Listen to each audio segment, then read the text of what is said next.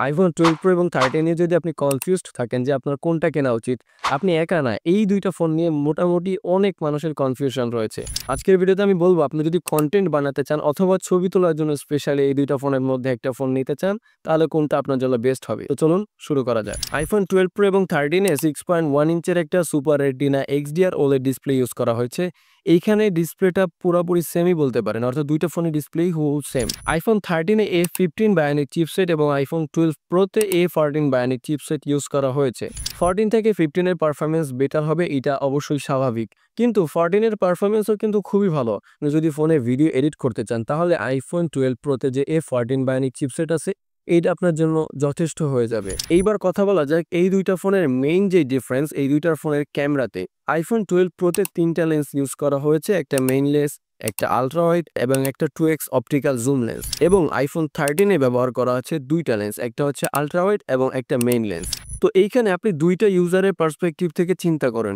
এক যে হচ্ছে কনটেন্ট বানাবেন, অর্থাৎ আপনার মেইন প্রায়োরিটি হচ্ছে ভিডিও কেন্দ্রিক। এখানে আপনার ছবি অত একটা প্রায়োরিটিতে থাকতেছে না। আর সেকেন্ড হচ্ছে আপনি ফটোগ্রাফি করবেন অথবা আপনি DSLR টাইপ যেই ফটো নিজে ফটো তুলবেন অথবা ফ্রেন্ড সার্কেলে ফটো তুলবেন। অর্থাৎ আপনার ভিডিও ভালো লাগবে কিন্তু মেইন প্রায়োরিটি ভিডিওগ্রাফি না, মেইন প্রায়োরিটি হচ্ছে ফটোগ্রাফি। আপনি যদি কনটেন্ট বানান তাহলে iPhone 13 এর যে সিনেমাটিক ভিডিও অপশন আছে ওইটা আপনাকে খুবই হেল্প করবে। কারণ এই ক্ষেত্রে আপনি ব্যাকগ্রাউন্ড ব্লার করে ভিডিও করতে পারতেছেন, যেটা খুবই ভালো লাগে দেখতে। আর আপনি যদি এরকম টকিং হেড ভিডিও বানান সেক্ষেত্রে আপনার ব্যাকগ্রাউন্ড ব্লার হয়ে যাবে, যেটা একটা প্রফেশনাল ভাইব দিবে। এক্ষেত্রে আপনি ভ্লগিং ভিডিও অথবা যেকোনো সিনেমাটিক ভিডিওতে অনেক বেশি হেল্প পাবেন এই সিনেমাটিক ইফেক্টের কারণে। কিন্তু iPhone 13 এ আপনি একটা জিনিস মিস করতেছেন, সেটা হচ্ছে একটা ডেডিকেটেড জুম লেন্স।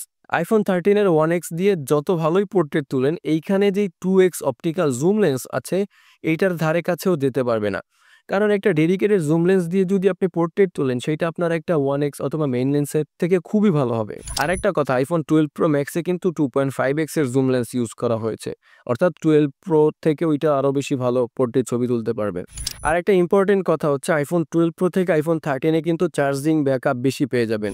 আপনি যদি এমন ইউজার হন যার একটা ভালো ফোন লাগবে যেটা আপনি ছবি তোলার ক্ষেত্রে ইউজ করবেন এবং ভালো ভিডিও আউটপুট পাবেন, কিন্তু আপনার মেইন প্রায়োরিটি হচ্ছে DSLR টাইপ ফটোগ্রাফি করা, সেক্ষেত্রে আপনাকে বলবো আমি iPhone 12 Pro আপনার জন্য বেস্ট অপশন হবে। কিন্তু আপনি যদি একটু লেটেস্ট জেনারেশনের আইফোন চান যেখানে আপনি ছবি সামান্য স্যাক্রিফাইস করতে পারবেন কিন্তু আপনার দারুণ ভিডিও কোয়ালিটি লাগবে, অর্থাৎ আপনার মেইন প্রায়োরিটি হচ্ছে ভিডিও কোয়ালিটি, অর্থাৎ আপনি যদি ডেডিকেটেড কন্টেন্ট বানানোর জন্য কোনো আইফোন খুঁজেন তাহলে আমি আপনাদের ডেফিনেটলি বলবো iPhone 13 টা আপনারা নিয়ে নেন। এক্ষেত্রে আপনাদের খুবই দারুণ ভিডিও কোয়ালিটি পেয়ে যাবেন। iPhone 12 Pro এবং 13 এর এই জিনিসটাই মূলত কনফিউশন ক্রিয়েট করে। আশা করি আপনার কনফিউশন ক্লিয়ার হয়ে গিয়েছে। সো এখন আপনি নিজ দায়িত্বে ডিসিশন নিতে পারেন যে আপনার আসলে কোনটা নেওয়া উচিত। তো আশা করি ভিডিওটা ভালো লেগেছে। তো ইনশাআল্লাহ নেক্সট ভিডিওতে দেখা হবে আবার আপনাদের সাথে।